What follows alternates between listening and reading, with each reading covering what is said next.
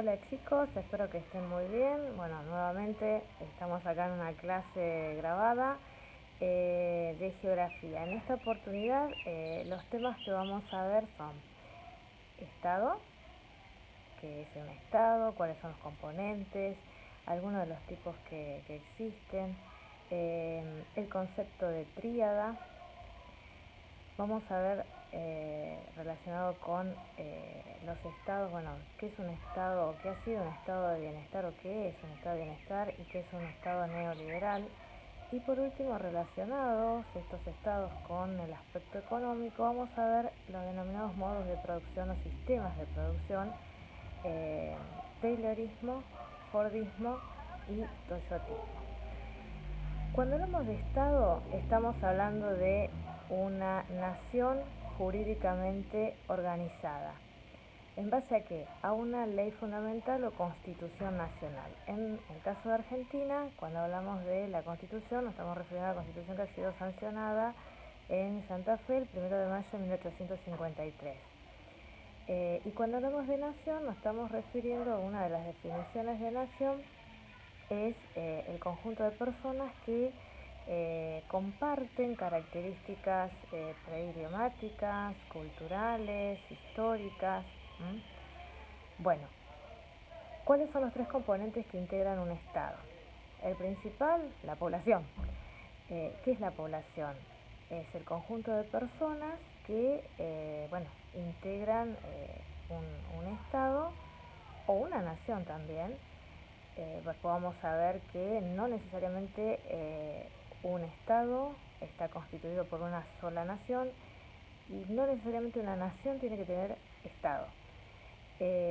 Y esa población comparte cuestiones, por eso, históricas, idiomáticas o culturales. Otro elemento, bueno, que quizás últimamente lo estamos planteando como más importante, bueno, es el gobierno, es decir, el conjunto de autoridades que se distribuyen el poder político.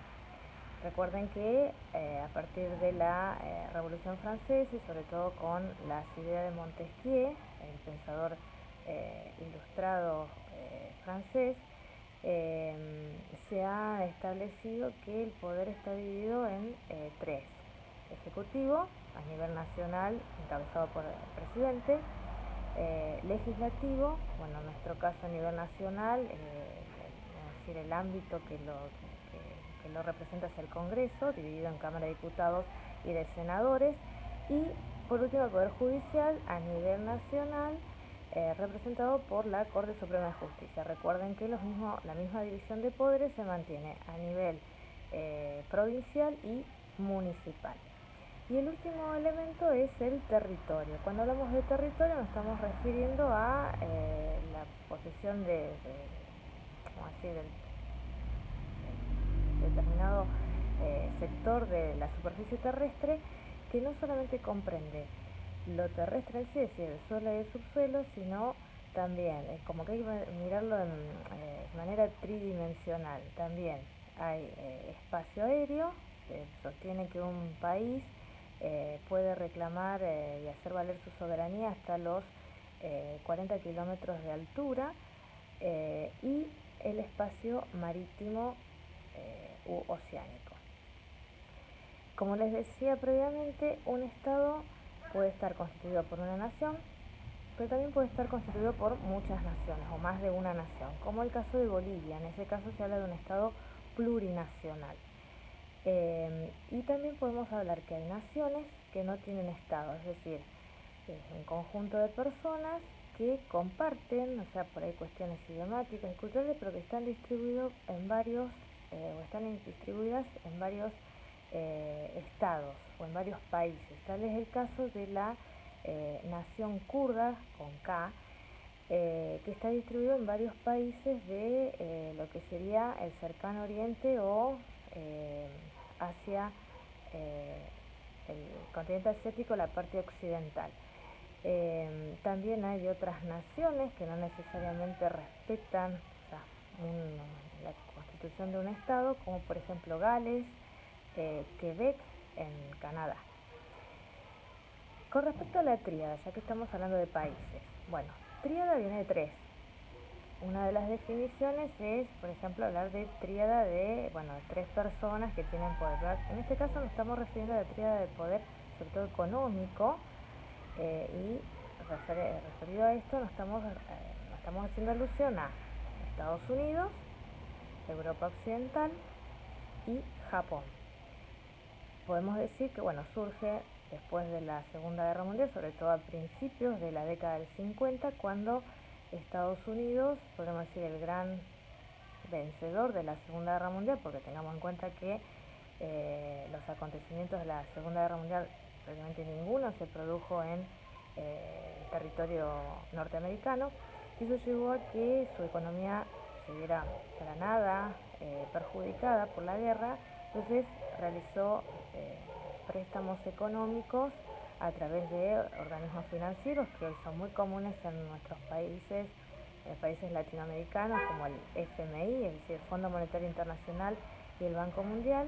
Hicieron préstamos a varios países europeos, como por ejemplo Alemania, del extremo asiático como Japón, y eso llevó a que, si bien estos países hoy en día son potencias, dependieron bastante de los préstamos que le hizo Estados Unidos y estos organismos de crédito internacional.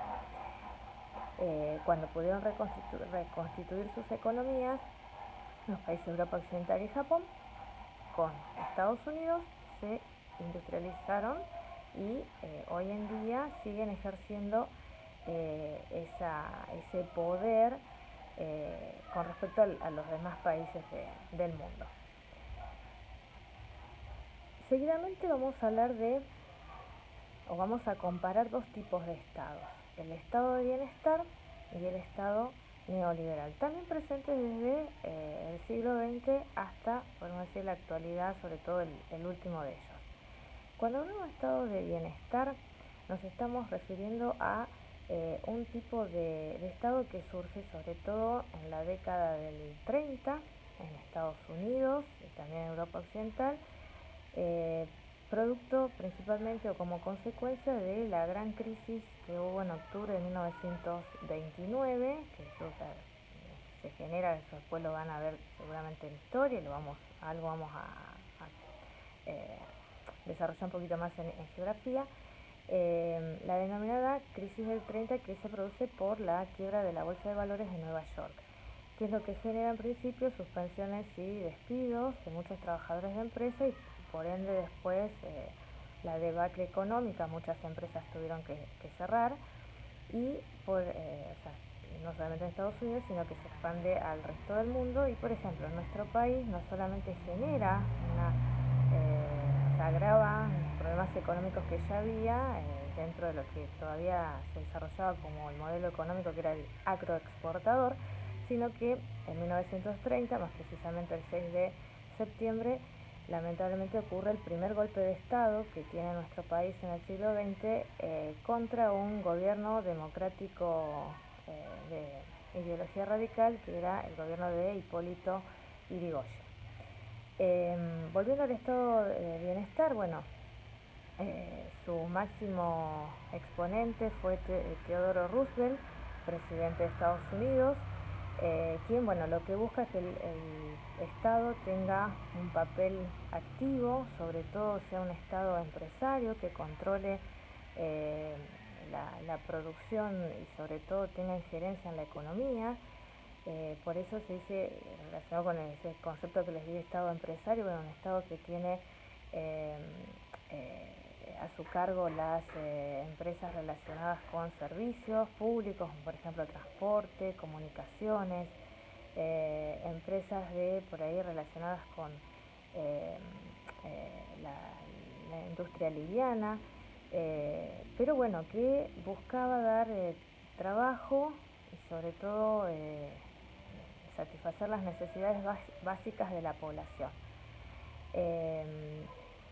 Esto, bueno, hasta la década pasada la Segunda Guerra Mundial, perdón, la década entre el 39 y el 45, bueno, tuvo mucho esplendor, mucho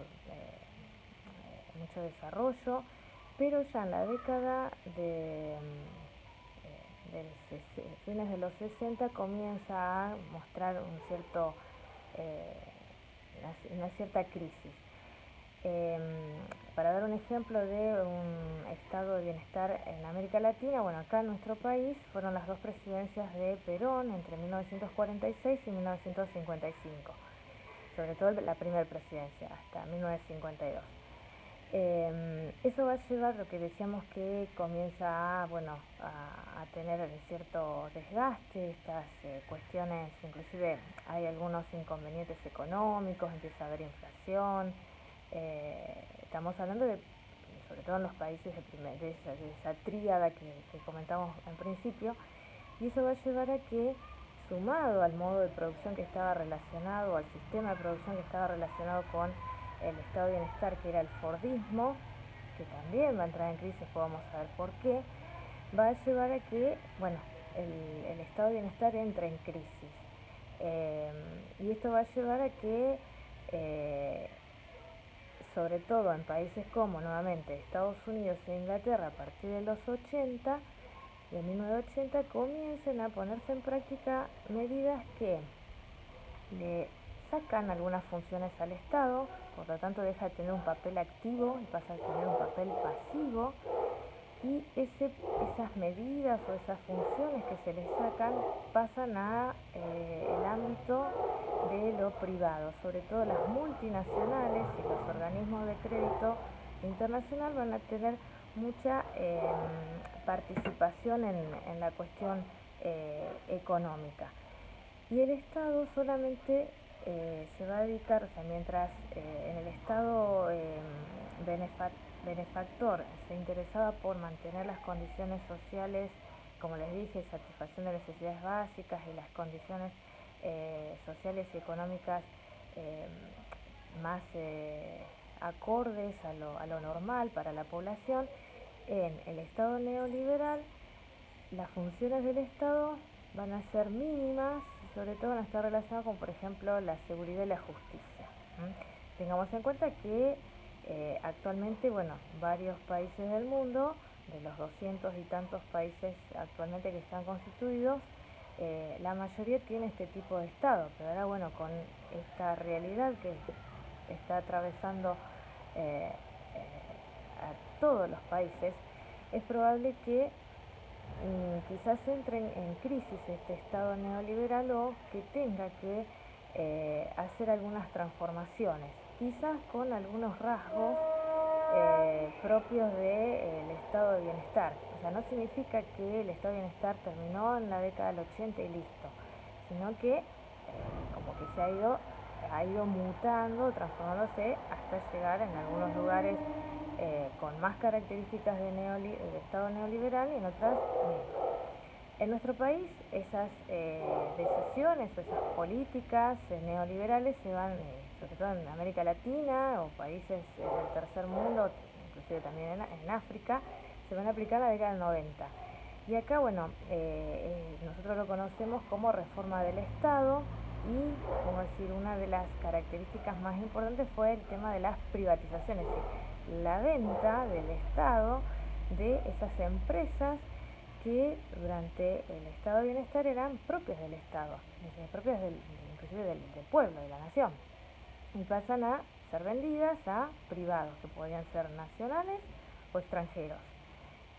Bueno, acá lo vimos con la privatización de todos los servicios y de empresas como por ejemplo Somisa, que era en San Nicolás, para el Estado era el ejemplo de acería del país. O sea, la privada era Techin acá con Siderca o con actualmente Tenaris, pero el ejemplo de empresa de acería o siderúrgica estatal era Somisa. Bueno, Somisa desapareció como, inclusive actualmente ya no, o sea, no funciona con la misma razón social y no existe. O sea, hace otras producciones pero de menor calidad. Entonces, de los dos estados que estamos hablando, estado de bienestar y estado neoliberal, el que ha entrado en crisis ha sido el estado de bienestar. El estado neoliberal, por ahora, los teóricos y bueno, las personas, o sea, los economistas plantean que bueno, hay que ver cuando pase o sea, esta pandemia, qué va a suceder con el estado neoliberal. Y como les dije, el estado de bienestar se relacionaba con el modo de producción fordista o viceversa. En el estado neoliberal, el modo de producción que se relaciona con el mismo es el toyotismo, o post-fordista o toyotista.